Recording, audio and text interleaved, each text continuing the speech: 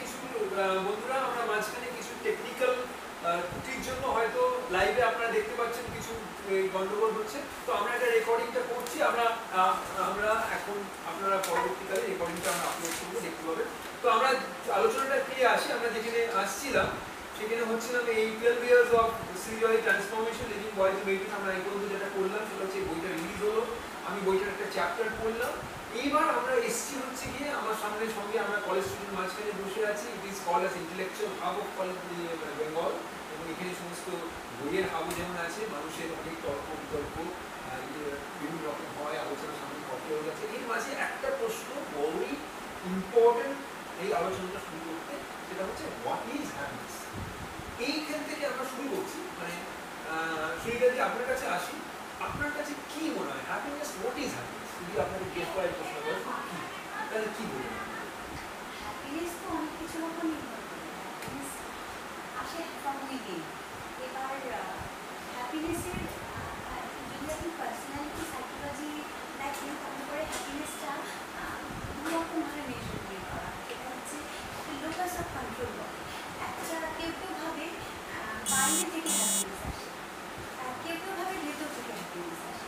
তো বাইরে থেকে যারা ভাবে হ্যাপিনেস আসে তারা ভাবে যে মানি এবং আরও এক্সটার্নাল যে ফ্যাক্টরগুলো সেগুলো আমাদের হ্যাপিনেস এনে দেয়।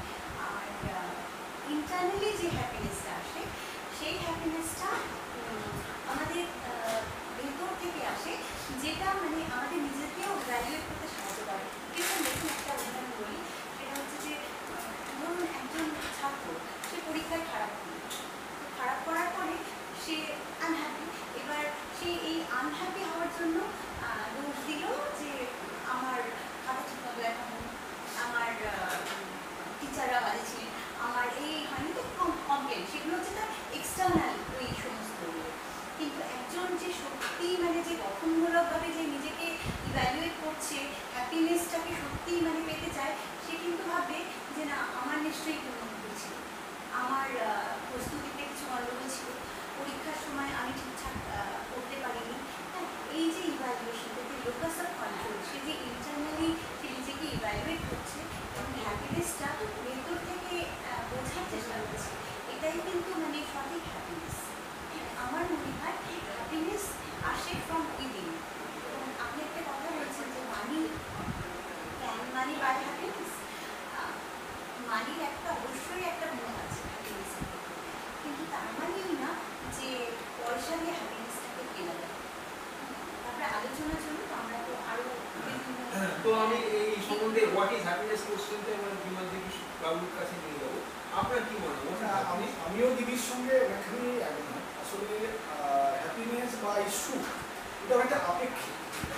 কারণ আমার কাছে আমি সুখী কতখানি সেটা কিছুটা মুহূর্তে হয়।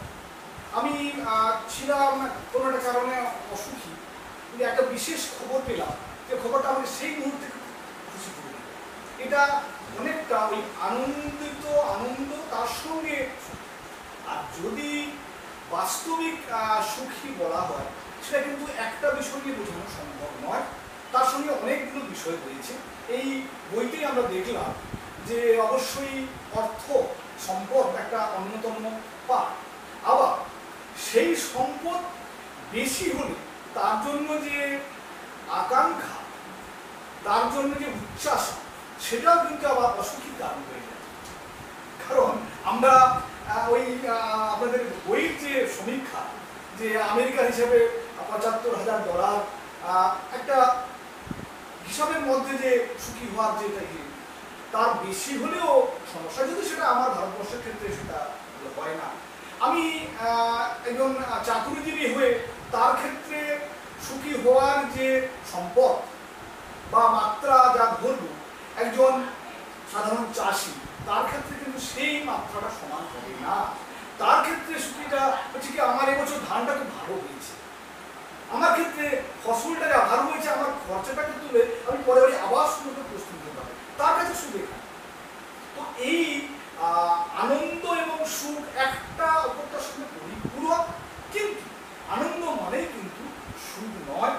যে সুখটা তখনই আসে, খুব সহজভাবে বলি আমরা সুখের ঘুম।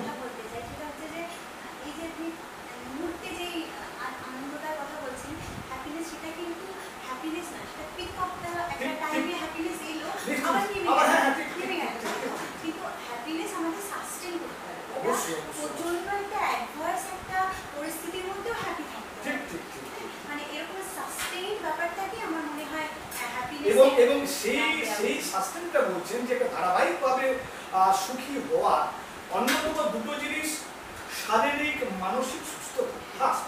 একদম এবং সেই শারীরিক মানসিক সুস্থতার মধ্যেই বুঝতে পারছেন অর্থ রয়েছে, আমার পরিবার রয়েছে, আমার কর্মক্ষেত্র রয়েছে, আরেকটা যেটা ইম্পর্টেন্ট আপনার এই বইয়ের মধ্যে রয়েছে পরিবেশ।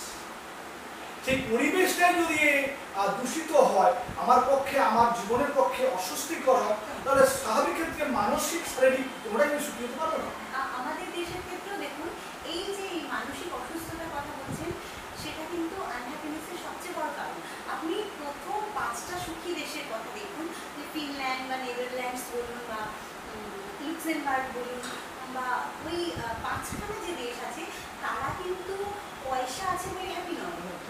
তাদের কারণ হচ্ছে তাদের পজিটিভ এনভায়রনমেন্ট আছে, তাদের মধ্যে পারস্পরিক মিউচুয়াল ট্রাস্ট আছে, তারা পরস্পরের সাথে মানে একে অপরের সাথে মিলেমিশে কাজ করে এবং হচ্ছে সমস্ত দিকে তারা চেষ্টা করে যে মানি ফ্যাক্টরটা তাদের নিজেদের হেলথ এবং সমস্ত পজিটিভ এনভায়রনমেন্টকে ইনক্রিজ করতে। তাতে দুটো জিনিস হয়, সেটা হচ্ছে যে মানি, যেই টাকাটা তাদের এই হ্যাপিনেসটা ইনক্রিজ করতে সাহায্য করে, এই হ্যাপি থাকার ফলে তাদের মানিটারি ডেভেলপমেন্টটা আরও বাড়ে, মানে একে অপরের সাথে সংযুক্ত, সেই জন্যই তারা হ্যাপি।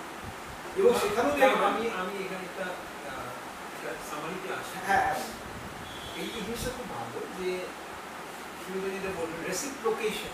রেসিপ্রোকেশন মানে আপনি যদি হ্যাপি থাকেন তাহলে আপনি কিন্তু প্রসপেরিটিকে অ্যাট্রাক্ট করবেন।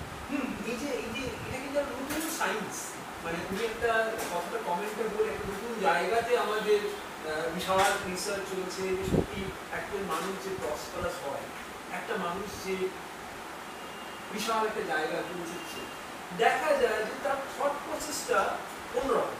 মানে সে কিন্তু আমাদের মতন একটা যে খুব অ্যাডভার্সিটির মধ্যে দিয়ে যাচ্ছে এবং একটা যে খুব প্রসপেরিটির মধ্যে যাচ্ছে, এই দুজনকে যদি দেখা যায় তাহলে দেখা যাবে তাদের কগনিটিভ যে প্রসেসটা কমপ্লিটলি মানে তারা সাবজেক্টিভলি যেভাবে চিন্তাগুলো নিচ্ছে বা যেটাকে বলে আমরা ডিসাইলেন্স, পাওয়ার অফ ডিসাইলেন্স, মানে একটা বাধার সামনে থেকে